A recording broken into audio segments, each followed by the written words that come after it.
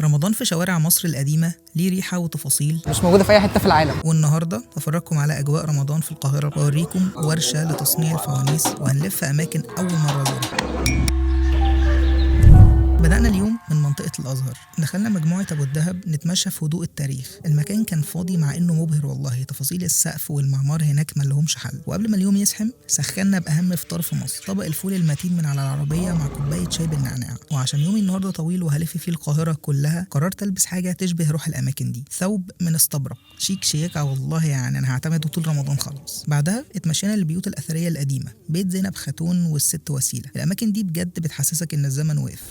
وبعد ما صلينا في مسجد المؤيد شيخ من مساجد القاهرة القديمة اللي ليها روح مختلفة، قررنا نطلع مقدرة باب زويلة. مفيش حد يعمل اللي أنا بعمله ده بالجلباب. وكانت من أحسن القرارات اللي عملناها. القاهرة من فوق ملهاش مثيل، مآذن في كل حتة وشوارع ما تبطلش حكايات. صوت الأذان واحنا فوق ليه طعم تاني خالص. وهنا وصلنا الخيامية، هنا بقى رمضان بجد، بهجة ألوان وورش فوانيس لسه بتحافظ على هويتنا اليدوية زي ما استبرق بيحافظوا على الهوية العربية في كل لبسهم. ونهينا اليوم بأحلى كوباية شاي بالنعناع من قهوة أم كلثوم. أنا بحب قوي رمضان في مصر. عيشوا تفاصيل رمضان بجد، انزلوا الشوارع، اسمعوا الحكايات واعتزوا دايما بالحاجة اللي بتشبهكم. كل سنة وانتم طيبين وخليكم دايما أصحاب هوية.